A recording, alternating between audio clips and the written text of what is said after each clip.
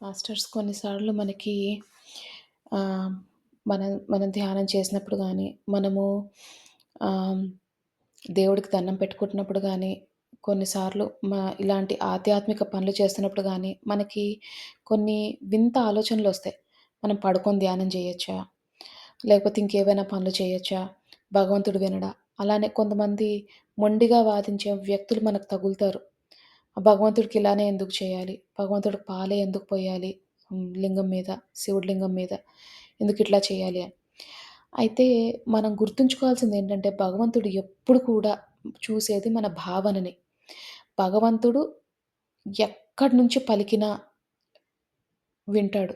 మనం భగవంతుడిని ఎక్కడికొచ్చి మనం హెల్ప్ చేయమని అడిగినా హెల్ప్ చేస్తాడు. మనకో దారిని చూపిస్తాడు. కాకపోతే ఆహ్, ఆహ్, భావన అనేది ఇంపార్టెంట్. పొగరుగా అడగడం వేరు, వినయంతో అడగడం వేరు. మీ భగవంతుడు ఏం చెయ్యడా అంటే తప్పకుండా చేస్తాడు. దాన్ని రుజువు చేయాల్సిన అవసరం లేదు. ఎన్నో ప్రూఫ్స్ ఉన్నాయి భగవంతుడొచ్చి ఆదుకుంటాడని. గజేంద్ర మోక్షం నుంచి కూడా మనకి తెలుసు. ఎంత ఇదిగా ఏనుగు ఆర్తితో పిలిచినప్పుడు, ఆ గజేంద్రుడు ఆర్తితో పిలిచినప్పుడు విష్ణుమూర్తి తప్పకుండా వచ్చి చేశాడు. హెల్ప్ చేశాడు. అలా ప్రతి జీవికి ఆర్తితో పిలిచినప్పుడు తప్పకుండా భగవంతుడొచ్చి సహాయం చేస్తాడు. ఎంతో కొంత దారి చూపిస్తాడు. గైడెన్స్ ఇస్తాడు. ఇది చెయ్యాలి, అది చెయ్యాలని విశ్వంత్రుగా మనకి చాలా విషయాలు తెలుస్తాయి. కాకపోతే భావన అనేది ఇంపార్టెంట్. దానికి సంబంధించిన కథే ఈరోజు కథ. అయితే ఒక ఊర్లో ఒక రాజుగారు ఉండేవారు. అంటే రాజంటే మరీ పెద్ద చక్రవర్తి కాదు.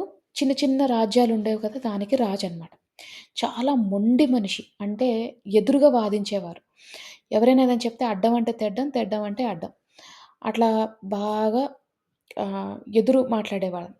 ఆయన పూజ చేసేటప్పుడు రోజు పడుకొని పూజ చేసేవాడు. ఎందుకు కూర్చొని పూజ చేయాలని అడిగేవాడు. ఎందుకు పడుకొని పూజ చేస్తే దేవుడు ఇది చేయడా? దేవుడు అది చేయడా? ఎందుకు చేయడు దేవుడు? ఎందుకు దేవుడు అందరికీ ప్రేమిస్తాడు కదా! ఇట్లా కరెక్టే. పడుకొని ఉన్నా దేవుడు తప్పకుండా మనకు పలుకుతాడు. కానీ భగవంతుడికి కావాల్సింది మన భక్తి, మన భావన. అంటే ఏంటి? ఎంత శుద్ధితో చేస్తున్నావు అన్నది. ఏదో అహంకారంతో చేయడం కాదు. అహంకారంతో చేస్తే ఇది ఇది అది హ్మ్. అంటే ఏంటి? మనం గర్వంగా మన అరిషడ్ వర్గాలన్నీ ఉన్నట్టనమాట. భగవంతుడి ముందేనా మనం అవన్నీ చూపించాల్సినవి? కాదు కదా! సో, భగవంతుడికి కావాల్సింది భావన. ఎంత నిష్టగా చేస్తున్నారు. ఇప్పుడు మనకి ఒంట్లో బాలేదనుకోండి, కూర్చొని చేయమని భగవంతుడు ఎప్పుడూ చెప్పడు. ఏ గ్రంథాల్లో లేదు. మనకు కుదిరినంతలో మన బెస్ట్ ఇవ్వడానికి ప్రయత్నించాలి. అంటే మన కాళ్ళు, చేతులు అన్నీ పనిచేస్తుంటే కూర్చొని ధ్యానం చేసేయడానికి ప్రయత్నం. ఎందుకంటే అది శ్రద్ధ. దానివల్ల శ్రద్ధొస్తుంది మనకి. అందుకని లేదా పొగరుగా నేను కాలు మీద కాలేసుకొని ఇట్లానే చేస్తా అంటే భగవంతుడు తప్పకుండా పలుకుతాడు. మన భావన సిన్సియర్‌గా ఉంటే. అంటే ఏంటి? పొగరుగా కాకుండా వినయంగా భగవంతుడి మీద ఇష్టంతో మనం ఎప్పుడైతే పిలుస్తామో ఆయన్ని తప్పకుండా వస్తాడు. మనం గూట్లో నుంచి పిలిచినా వస్తాడు, నీళ్ళలో నుంచి పిలిచినా వస్తాడు, బాత్రూమ్ నుంచి పిలిచినా వస్తాడు, వంటిట్లోంచి పిలిచినా వస్తాడు. తప్పకుండా భగవంతుడు ఎక్కడి నుంచి పిలిచినా వస్తాడు. కాకపోతే భావన సిన్సియర్‌గా ఉండాలి. ఈ ఆ చిన్న రాజ్యానికి రాజు ఎవరైతే ఉన్నాడో ఆయన భావన మంచిది కాదు. పొగరుగా ఉండేది. అంటే ఏంటి నేనే గొప్ప అని ఉండేది. అందుకని ఇట్లా ఎడ్డం తెడ్డంగా మాట్లాడేవాడు అందరితో.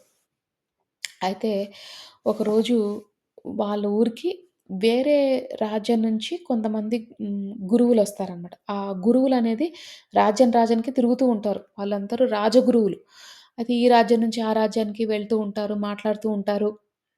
ఎస్పెషల్లీ నేబరింగ్ కంట్రీస్ అంటే ఏంటి? పక్కనున్న రాజ్యాలు. ఇరుగు పొరుగు రాజ్యాలన్నిట్లో తెలుసుకోవాలి. విషయాలన్నీ తెలుసుకోవాలి. అట్లా పక్కూరు నుంచి రాజులొస్తారు. ఆహ్, ఆ రాజు గురువులొస్తారు. రాజులు కాదు. ఆ రాజ గురువులొస్తారు ఈ ఊరికి. వచ్చి ఆ రాజుని మాట్లాడిస్తుంటే, ఆ రాజు ఇట్లానే అడ్డం తెడ్డంగా మాట్లాడుతుంటే వాళ్ళకర్థమైంది. అయితే ఆ గురువులు శపిస్తారు. "నువ్వెప్పుడూ ఉన్నత స్థితికి వెళ్ళలేవు. నీకు చాలా పొగరు, అహము అన్నీ ఉన్నాయని." అప్పుడు ఆ రాజు ఎంతో అంటే ఫీలవుతాడనమాట ఫస్ట్ టైమ్. అంటే దాని అహాన్నెవరో తగిలించారు. అంటే అహాన్నెవరో ప్రశ్నించారు. నేను ఉన్నత స్థితికి వెళ్ళకపోవడం ఏంటి? తప్పకుండా వెళ్తాను. భగవంతుడే కదా! నేను తప్పకుండా ఉన్నత స్థితికి వెళ్ళే ప్రయత్నం చేస్తాను అని అంటాడనమాట. వాళ్ళ రాజ్యంలో ఉన్న ఒక గురువు దగ్గరికెళ్తాడు. ఎళ్లి నేను ఉన్నత స్థితికి వెళ్ళాలి. ఏం చేయాలి అని అడుగుతాడు. అడగంగానే గురువుగారంటారు, ఉన్నత స్థితికి వెళ్ళాలంటే చాలా వదిలేసుకోవాల్సొస్తది. మీరు ఈ రాజ్యానికి రాజు కదా! ఇదేం పెద్ద రాజ్యం గాదు. చిన్న రాజ్యం. రాజ్యానికి రాజు గదా! మీరు వెళ్ళడం కష్టం అంటే ఇంకా ఛాలెంజింగ్‌గా ఫీల్ అవుతాడు. అంటే ఇంకా నన్ను ఛాలెంజ్ జేస్తున్నారు వీళ్ళందరూ. నేనెట్లైనా వీళ్ళని నిరూపించాలి అన్న భావంతో ఆ భావన క్లియర్‌గా లేదు. భగవంతుడిని తెలుసుకోవడానికి ఉన్నత స్థితికెళ్ళాలని గాదు. వీళ్ళందరూ అన్నారని, వీళ్ళందరూ పాయింట్ ఔట్ చేశారని, వీళ్ళందరూ నన్ను ఎళ్ళలేమని అంటున్నారన్న స్థితికి వెళ్ళాలని అనుకున్నాడు గానీ, అతని భావన క్లియర్‌గా లేదు. అయితే అంటాడు, "లేదు నేను రెడీగా ఉన్నాను" అంటే, "సరే అలా అయితే మీరు ఏడాది పాటు మా ఇంట్లో ఉండాలి. మేము తిన్న తిండే తినాలి. మేము చేసినప్పుడు ప్రార్థన చేయాలి. మేము చెప్పిన పనులన్నీ చేయాలి. కింద పడుకోవాలి. అన్నీ చేయాలి. మీరు అవన్నీ చేయగలరా?" అంటే, ఇప్పుడు అహం మీదున్నాడుగా, పౌరుషం మీదున్నాడు. అందుకని తప్పకుండా, "ఓహ్! తప్పకుండా చేస్తాను" అంటాడు. అని అలానే 1 ఇయర్ పాటు వీళ్ళింట్లో ఉంటాడు. అయితే ఆ గురువుగారి భార్య అంటది, గురువుగారి దగ్గరికెళ్ళి అంటది, "ఇతను రాజు. ఎంత కాదనుకున్నా బాగా డబ్బులున్న వ్యక్తి. అయినా మన కోసం మన దగ్గరకొచ్చి మన ఇంట్లో ఉన్నాడు. అంటే ఏంటి? ఇతను మారాడు. ఇతనికి మీరు నేర్పించాలి. అంటే మంచి విజ్ఞానాన్ని ఇవ్వండి. మంచి జ్ఞానాన్ని అతనికివ్వండి. అతను ఉన్నత స్థితికి వెళ్ళే ప్రయత్నం చేద్దాము" అని అంటదనమాట. అనంగానే ఇతనంటాడు, "సరే ఇతనికి పరీక్ష పెడతాను ఫస్టు. పరీక్షలో నెగ్గితే తప్పకుండా నేను ఇతనికి క్లాసెస్ తీసుకోవడం మొదలెడతా. అంటే ఇతనికి విద్య నేర్పించడం మొదలెడతా" అంటాడనమాట. అయితే పరీక్ష ఏంటి? అతను ఎవరైతే ఉన్నారో రాజుగారికి అతను తెలియకుండా ఈ గురువుగారి భార్యని ఏమంటాడంటే, "నువ్వు వెళ్ళి అతను బయటికెళ్ళినప్పుడు ఆయన మీద చెత్త పొయ్యి. మన ఇంట్లో ఉన్న చెత్త అంతా తీసుకెళ్ళి అతని మీద పొయ్యి. అప్పుడు నాకొచ్చి చెప్పు. నేను పాస్ అయ్యాడా? ఫెయిల్ అయ్యాడా? అన్న విషయం నేను చెప్తాను" అంటాడు. సరే అంటది. తనకర్థం కాదు అదేం పరీక్ష. అయినా సరే అంటది. భర్త చెప్పాడని. ఇతను ఈ రాజుగారు ఎప్పుడో పని మీద బయటికి వెళ్తుంటే, ఈవిడ పక్కింటి మేడ మీద నుంచి ఒక చెత్త బుట్టలో నుంచి చెత్తంతా ఇతని మీద ఏస్తది. ఈ రాజుగారి మీద చెత్తేయంగానే ఇన్ని రోజులు ఆపుకొనున్నాడు గదా! ఉన్నత స్థితికి వెళ్ళాలని పౌరుషంగా ఉన్నాడు గదా! లోపలున్నవన్నీ బయటకొచ్చినాయి. "నేనెవరో తెలుసా నీకసలు? నీకసలు బుద్ధుందా? ఇట్లా చెత్త పోస్తావా నా మీద" అని ఇష్టం వచ్చినట్టు గురువుగారి పెళ్ళామని కూడా చూడకుండా ఇష్టం వచ్చినట్టు తిడతాడు. తిట్టంగానే గురువుగారికొచ్చి చెప్తదీమె, "ఇట్లా అయిందండి" అంటే. అప్పుడు గురువుగారంటారనమాట, "ఇతను ఇంకా రెడీ కాదు. ఉన్నత స్థితికి వెళ్ళడానికి రెడీ కాదు. అప్పుడేంటి ఇంకో ఏడాదుండాలి" అని.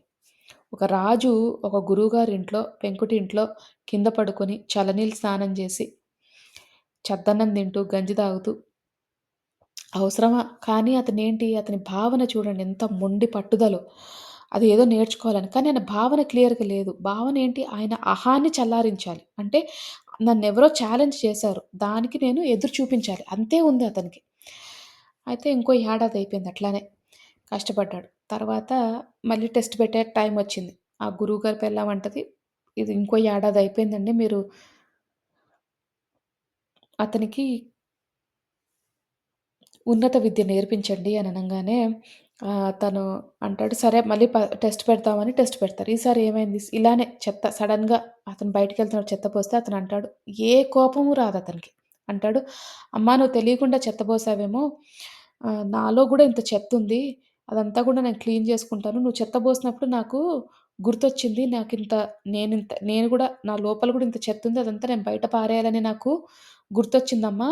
కృతజ్ఞతలు" అని జెప్తాడు. ఇదెప్పుడు 2 ఏళ్ల తర్వాత. అప్పుడు గురువుగారికి అర్థమైంది. ఓకే. ఈయన రెడీ అయ్యాడు. ఇది కదా మనకు కావాల్సింది భావన. అంటే మనము భగవంతుడి దగ్గరికెళ్లి చేతులు జోడించినప్పుడు అన్నీ తగ్గించుకోవాలి మనం. భగవంతుడి కంటే గొప్ప ఎవ్వరూ కాదు. అది మనకు కూడా తెలుసు. కానీ ఏంటంటే పొగరుగా బిహేవ్ చేస్తాం. మరి భగవంతుడి కంటే ఎవరు ఎక్కువ కాదన్నప్పుడు మన చుట్టుపక్క వాళ్ళనెందుకు మనం అలా ట్రీట్ చేస్తాము ఒక్కోసారి. మనం ఎక్కువ, వాళ్ళు తక్కువ అన్నట్టు. అందరిలో భగవంతుడున్నాడు. అందరూ సరిసమానమే. అది తెలిసి కూడా మనం కొంతమందికి ఎక్కువ వాల్యూ ఇస్తాం. కొంతమందికి తక్కువ వాల్యూ ఇస్తాం. అందరిలో భగవంతుడున్నప్పుడు నార్మల్‌గా ఉండాలి. అందరితో మంచిగా, మంచి భావంతో ఉండాలి. ఎందుకంటే భగవంతుడికి ఎప్పుడు కూడా అగరబత్తులిచ్చి, కొబ్బరికాయలు కొట్టి, అరటిపళ్ళు పెట్టంగానే భగవంతుడు కరిగిపోడు. భగవంతుడు ఎప్పుడు కూడా మంచి భావనతో ఉంటే, అంటే మంచి మనసుతో ఉంటే తప్పకుండా అతనికి అతనితో అనుసంధానం అవ్వగలం. లేదంటే లేదు. ఎప్పటికీ ఇలా మానవ జీవితం ఎత్తుతూ ఉంటాం. ఈ జీవన మరణ కాలచక్రంలోనే చుట్టూ తిరుగుతూ ఉంటాం అంతే.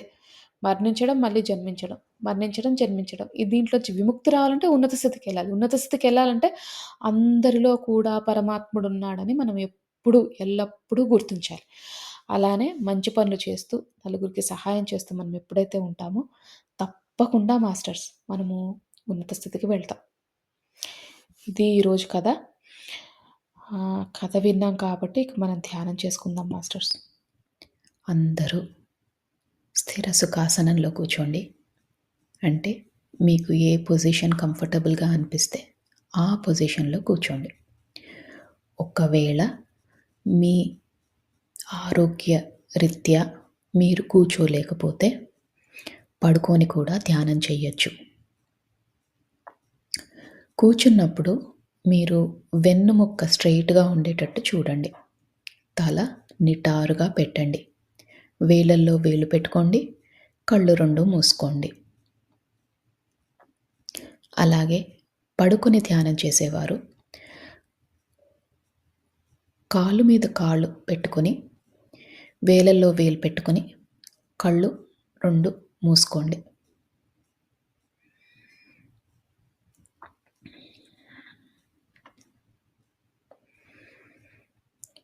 ఇప్పుడు మనము నిండు శ్వాసని తీసుకుందాం. అంటే శ్వాస ఎంత నిండుగా ఉండాలంటే, మనం శ్వాస లోపలికి పీల్చుకుంటున్నప్పుడు ఈ విశ్వంలోని సమస్త కాస్మిక్ ఎనర్జీ అంతా కూడా మీ శరీరంలోకి వెళ్తున్నట్టు భావించండి. ఈ విశ్వంలో ఎంతో మంచి పాజిటివ్ ఎనర్జీ ఉంది. అదంతా కూడా మనం స్వీకరిస్తున్నాం. మన శరీరాన్ని, మన మనసుని ఓపెన్ చేసి పెట్టుకున్నాం. ప్రతి ఒక్క కాస్మిక్ ఎనర్జీ గానీ, పాజిటివ్ ఎనర్జీ గానీ రిసీవ్ చేసుకునే స్థితిలోకి వెళ్ళబోతున్నాం. అందుకని చక్కగా ఒక్క నిండైన శ్వాస తీసుకోండి.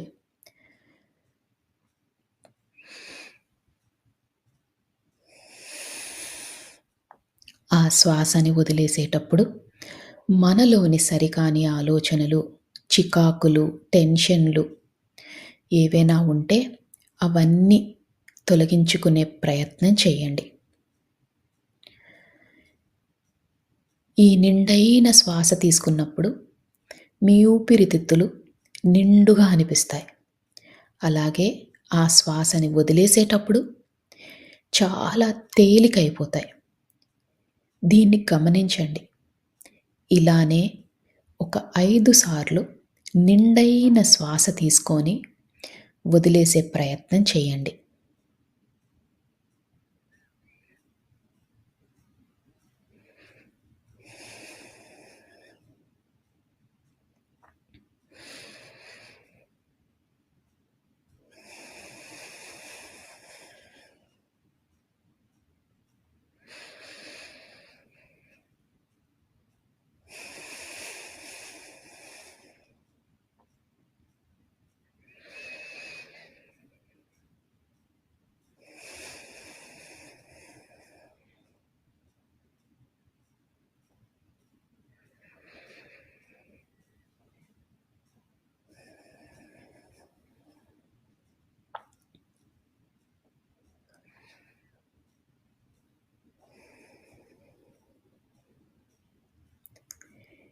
ఇప్పుడు మీ మనసు, శరీరం చాలా తేలికైనట్టు మీకు భావన కలుగుతుంది. మనమిప్పుడు శరీరంలో ప్రతి భాగాన్ని రిలాక్స్ చేసుకునే ప్రయత్నం చేద్దాం. అంటే ముందుగా సహస్రారం, తల భాగం దాన్ని రిలాక్స్ చేసుకునే ప్రయత్నం చేద్దాం. అలానే ముఖము, చెవులు, భుజాలు, చేతులు, చేతి వ్రేళ్ళు, పొట్ట, నడుము, కాళ్ళు, పాదాలు, కాలివ్రేళ్ళు అన్నిటినీ రిలాక్స్ చేసుకోండి. రిలాక్స్ చేయడం అంటే మీరు కంఫర్టబుల్ పొజిషన్లో కూర్చున్నట్టు, అలానే తేలిక అయినట్టు మీకు అనిపిస్తే మీ శరీరం రిలాక్స్ అవుతున్నట్టు బిగించి పట్టకండి. శరీరాన్ని చాలా లూజ్‌గా, రిలాక్స్డ్‌గా చేయండి.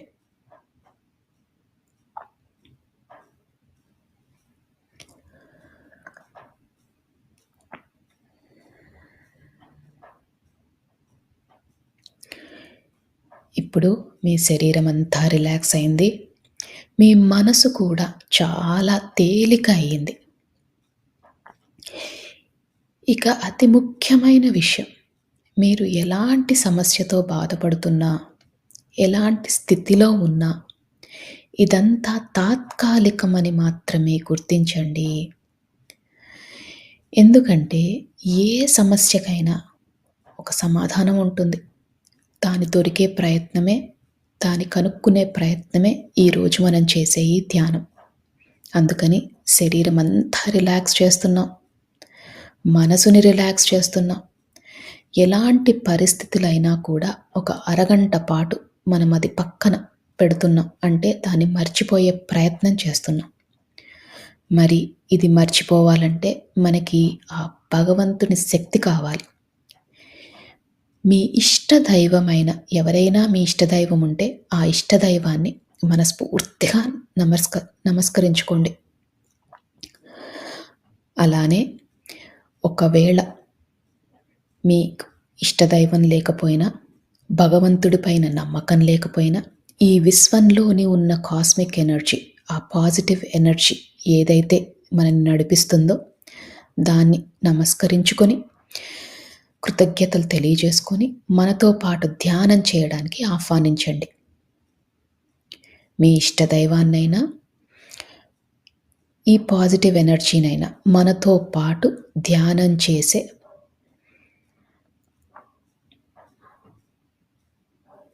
అవకాశాన్ని మనకి ఇవ్వమని మనస్ఫూర్తిగా ఆర్తితో చెప్పుకోండి.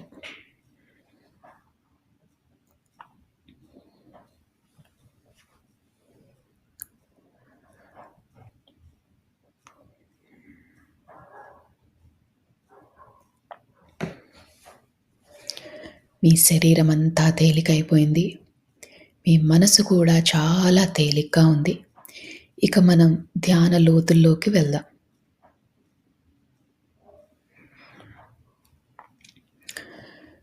మీకు కనుబొమ్మల మధ్యన బొట్టు పెట్టుకునే దగ్గర రకరకాల రంగులు కనిపిస్తాయి. కొన్నిసార్లు విజన్స్ కానీ, కాంతులు కానీ కనిపిస్తాయి. దాన్ని థర్డ్ ఐ లొకేషన్ అంటారు. ఈ ధ్యానం మొత్తంలో కూడా ఆ లొకేషన్‌లో అంటే మీ కనుబొమ్మల మధ్యన దృష్టి పెట్టేలాగా, దాని మీద ఫోకస్ పెట్టేలాగా చూసుకోండి. మీకు ఎప్పుడు ఆలోచనలు వచ్చినా నెమ్మదిగా శ్వాస మీదికి ధ్యాస మరల్చండి. ఆలోచనలు వస్తూ ఉంటాయి. అది చాలా సహజం. ఆలోచనలు వచ్చినప్పుడల్లా నెమ్మదిగా శ్వాస లోపలికి ఎలా వెళ్తుంది, ఎలా బయటికి వస్తుంది అని గమనించండి.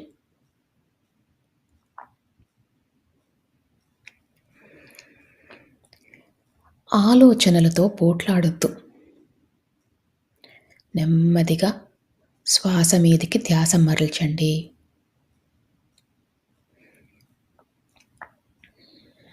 ఈ ప్రక్రియలో, ఈ ధ్యాన ప్రక్రియలో చాలాసార్లు ఆలోచనలు వచ్చే అవకాశం ఉంది.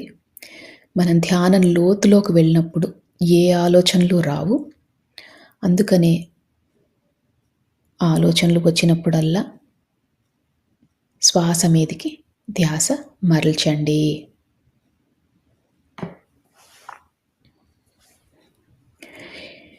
మనం ధ్యాన లోతుల్లోకి వెళ్ళబోతున్నాము. ఇక ఒక్క 3 సార్లు మళ్ళీ మంచి నిండైన శ్వాస తీసుకొని వదిలేయండి. శ్వాస తీసుకుంటున్నప్పుడు మీతో పాటు ఉన్న భగవంతుని శక్తి కూడా మీ దగ్గరికి వస్తున్నట్టు, అలానే ఈ విశ్వంలోని కాస్మిక్ ఎనర్జీ శక్తి అంతా కూడా మీ శరీరంలోకి వెళ్తున్నట్టు భావించండి. ఈసారి ఆ శక్తి రెండింతలయ్యింది. ఎంతో అద్భుతమైన ఈ శక్తిని మనం స్వీకరిస్తున్నాం. అందుకని శ్వాస లోపలికి వెళ్ళేటప్పుడు చక్కగా నిండుగా మీ ఊపిరితిత్తులన్నీ కూడా నిండుగా అయ్యేటట్టు భావించి ఆ శ్వాసని తీసుకొని మళ్ళీ వదిలేయండి. ఇలా 3 సార్లు చేయండి.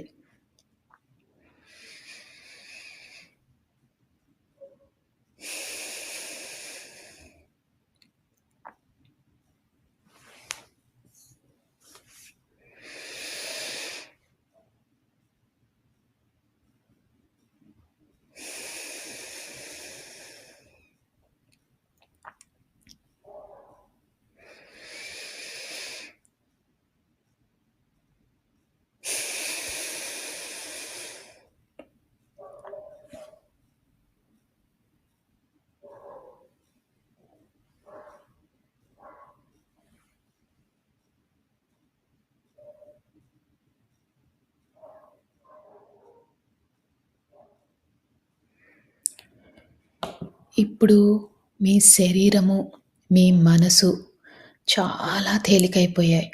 ఇంకా మీరు ధ్యాన లోతుల్లోకి వెళ్లారు. అంటే మీ పక్క జరిగేవి ఏమీ వినిపించవు. నా మాటలు మాత్రమే వినిపిస్తున్నాయి.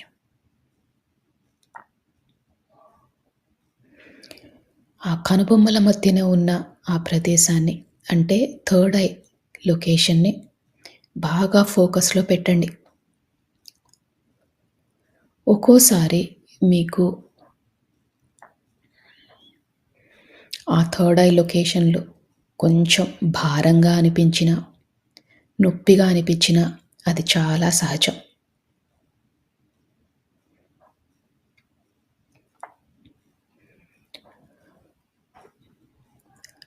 మన ఇష్టదైవంతో పాటు, ఈ విశ్వంతో పాటు మనము ఇంకా ధ్యాన లోతుల్లోకి వెళ్తున్నాం.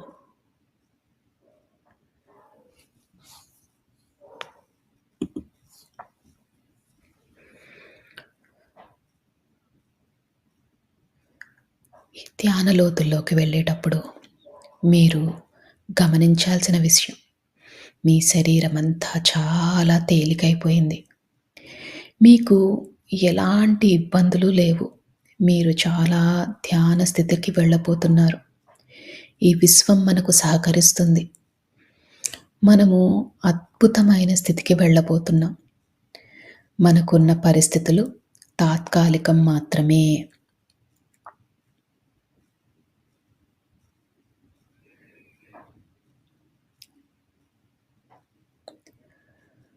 మనము ఈ జీవితానికి, ఈ విశ్వానికి, మన ప్రయాణానికి, ఈ జీవన ప్రయాణానికి కృతజ్ఞతలు తెలియజేసుకోవాలి. ఎందుకంటే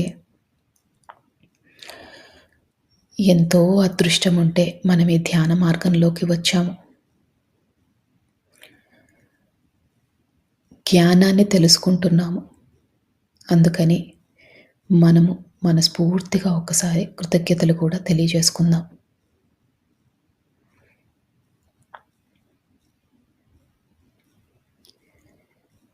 ఈ కృతజ్ఞతలు తెలియజేసినప్పుడు మీ శరీరం ఇంకా తేలికవుతుంది. ఎందుకంటే మీలోని సరికాని ఆలోచనలన్నీ తొలగిపోయాయి. మీరు ఎంతో రుణపడి ఉన్నారు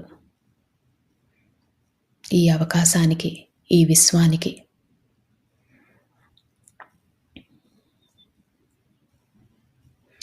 మనసుని బాగా తేలిక చేసుకోండి. అదే స్థితిలో ఉండండి.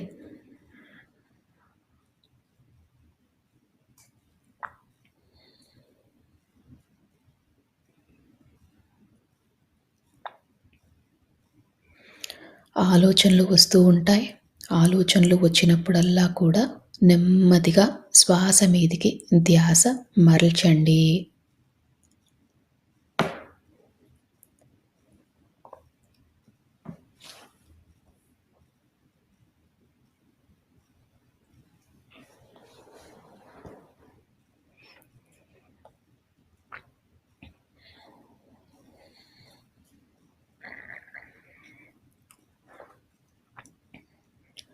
మనము మానవ జన్మ ఎత్తిందే కర్మలు తీర్చుకోవడాని కోసం. అంటే ఎన్నో జన్మలుగా కర్మలు చేస్తున్నాం. దాన్ని తొలగించుకునే ప్రయత్నం చేస్తున్నాం. ఈ కర్మలు తొలగిపోవాలంటే మనలో పరివర్తన చాలా ముఖ్యం. అలానే పశ్చాత్తాపం, ప్రాయశ్చిత్తం కూడా చేసుకోవాలి. అంటే మనం చేసిన తప్పులని గతంలో గానీ, గత జన్మలలో గానీ చేసిన తప్పులని క్షమించమని మనస్ఫూర్తిగా కోరండి.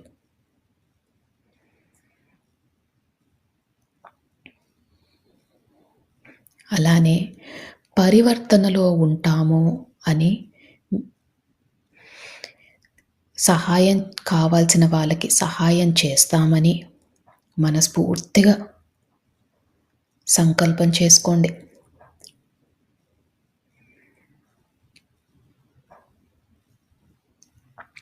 మా వద్దకు సహాయం కోరి వచ్చిన వారికి తప్పకుండా మాకు ఉన్నంతలో తోచినంత తప్పకుండా సహాయం చేస్తాము. మేము నేర్చుకుంటున్న ఈ ధ్యానాన్ని, జ్ఞానాన్ని పంచుతాము.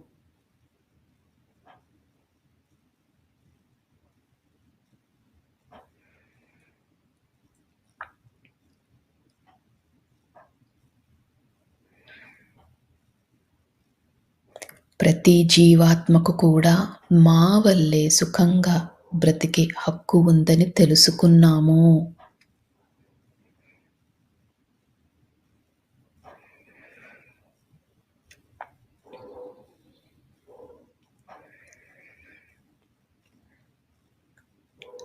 ఈ విశ్వానికి, ఈ భూమాతకు కావాల్సిన సహాయం చేస్తాము.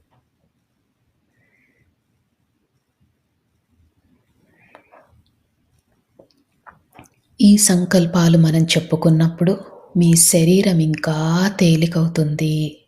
మీ మనసు కూడా బాగా తేలికవుతుంది.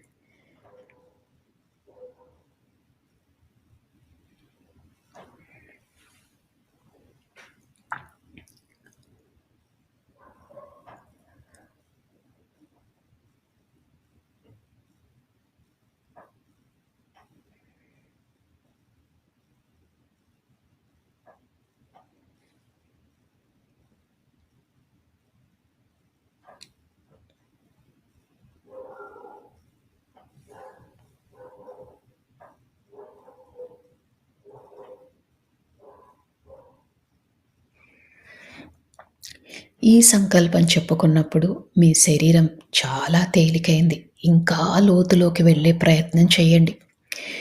మీ పక్కన ఏది జరుగుతున్నా మీకు పట్టించుకోవద్దు. నా మాటలు మాత్రమే మీకు వినిపిస్తున్నాయి. ఈ ధ్యాన లోతుల్లోకి మీరు వెళ్ళిపోయారు. ధ్యానంలో ఆ మహాదేవుడిని, ఆ పరమశివుడిని, ఆ జగన్మాతను, మీ ఇష్టదైవాన్ని, అలానే మీకు ఈ విశ్వం నుంచి కావాల్సిన సహకారం దొరకాలని మనస్ఫూర్తిగా కోరండి. ఇప్పుడు విశ్వంలోని సమస్త కాస్మిక్ ఎనర్జీ అంతా కూడా కాంతుల రూపంలో మన శరీరంలోకి వెళ్తున్నట్టు భావించండి. అద్భుతమైన కాంతులు, ఎటు చూసినా కాంతులే. ఈ కాంతులే మనకు సర్వం, ఈ కాంతులే మనకు దైవం, ఈ కాంతులే మనకు ఆరోగ్యం.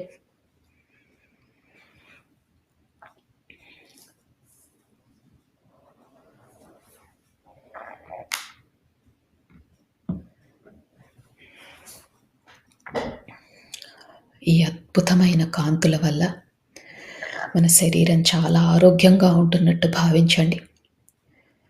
అలానే ఈ ధ్యానం చేసినందువల్ల మనలోని సరికాని ఆలోచనలు అన్నీ తొలగిపోతున్నట్టు భావించండి.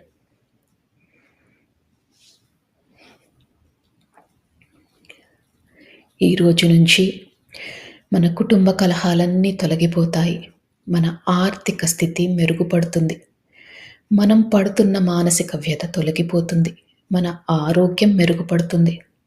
అద్భుతమైన కాంతులు, ఎటు చూసినా కాంతులే.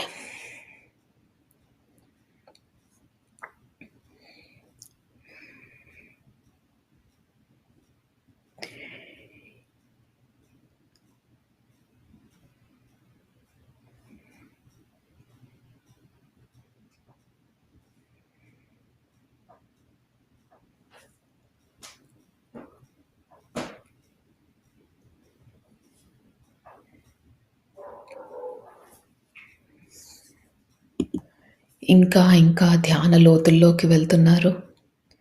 అద్భుతమైన స్థితి. శరీరము, మనసు అన్నీ తేలికైపోయాయి.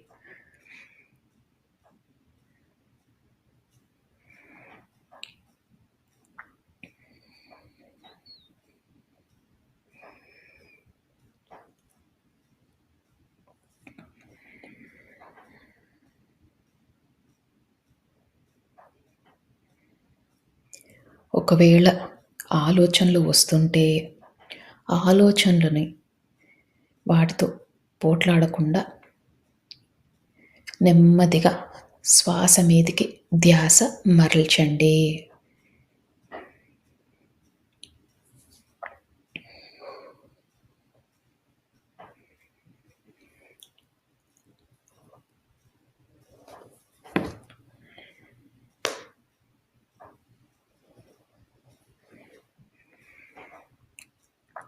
ఇంకా ఇంకా ధ్యాన లోతుల్లోకి వెళ్తున్నారు.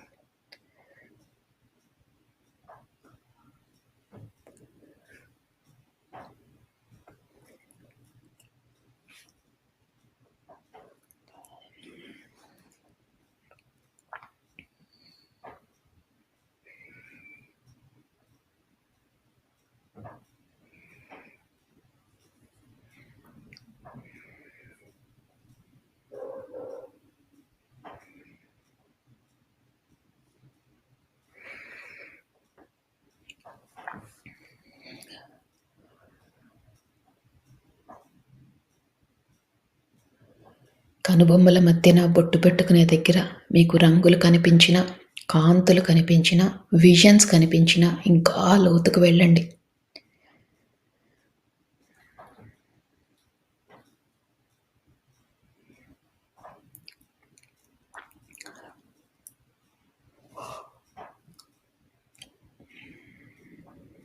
అద్భుతమైన ధ్యాన స్థితిలో ఉన్నారు.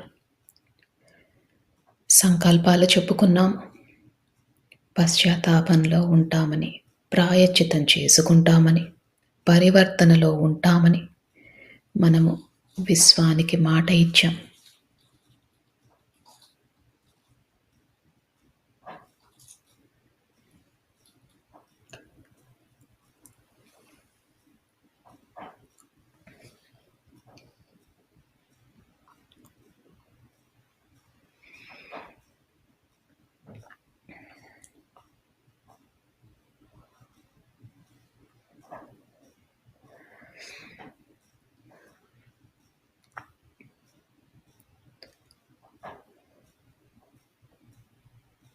మీ శరీరాన్ని గమనించండి.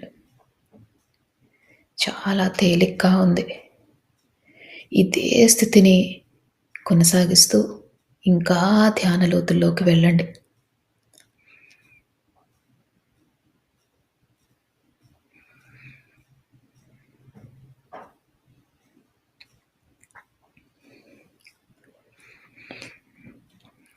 ఇప్పుడు మీరు ఈ జన్మలో ఎవరినైనా మీరు బాధ పెట్టి ఉంటే మనస్ఫూర్తిగా వాళ్ళకి క్షమాపణలు తెలియజేసుకోండి. అజ్ఞానంతో, అహంకారంతో వాళ్ళని బాధ పెట్టాము అని మనస్ఫూర్తిగా వాళ్ళని క్షమించమని కోరండి.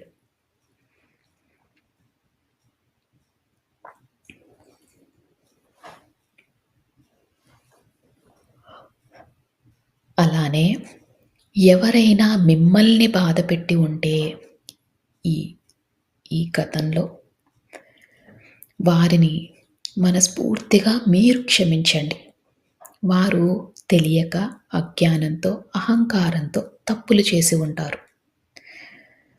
అందుకని మీకు వారిపైన ఎలాంటి కోపమున్నా, ద్వేషమున్నా అవన్నీ తొలగించుకోండి.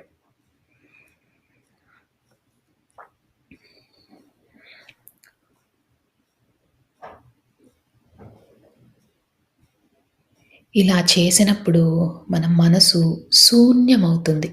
మనసు శూన్యమైనప్పుడే ఈ విశ్వంతో అనుసంధానం అవ్వగలం. మీ ఇష్టదైవంతో అనుసంధానం అవ్వగలం. అందుకని ఎవరిపైనైనా కోపం గానీ, ద్వేషం గానీ ఉంటే అవన్నీ తొలగించుకోండి. శూన్య స్థితికి చేరుకోండి.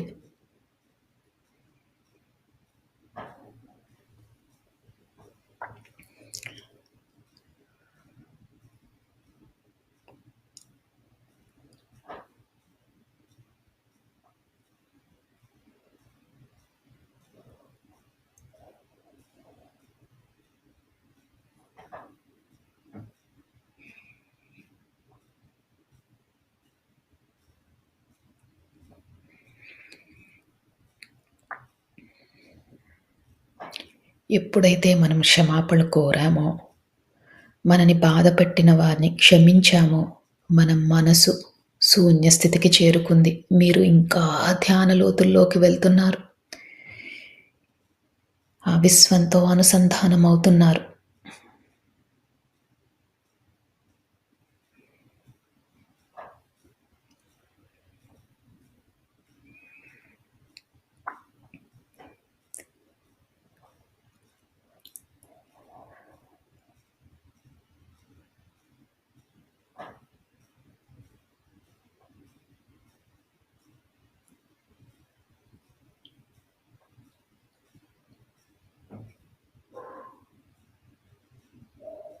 ఇదే స్థితిని కొనసాగిస్తూ మీరు ఇంకా ధ్యాన లోతుల్లోకి వెళ్ళండి.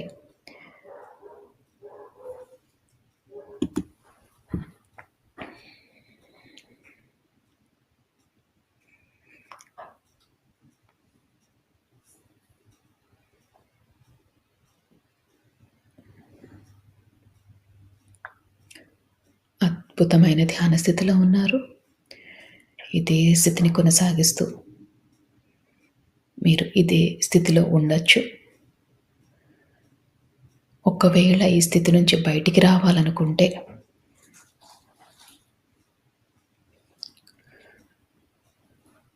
మీ శరీరాన్ని కొద్దిగా కదపండి. నెమ్మదిగా మీ ధ్యాన స్థితిలో నుంచి బయటికి రండి.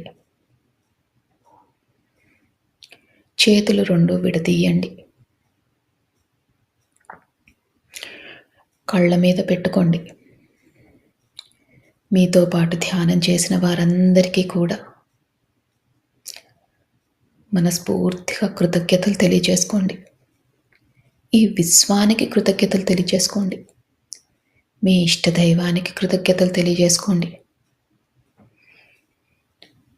మీ మాస్టర్స్కి కృతజ్ఞతలు తెలియజేసుకోండి. ఇంత మంచి జీవితాన్ని ధ్యానం చేసుకునే అవకాశాన్ని ఇచ్చినందుకు మనస్ఫూర్తిగా ధన్యవాదాలు తెలియజేసుకుంటూ, అలానే తెలియక చేసిన తప్పులు ఏవైనా ఉంటే క్షమించమని కోరుతూ మీరు ధ్యాన లోతుల్లో నుంచి బయటికి రావచ్చు.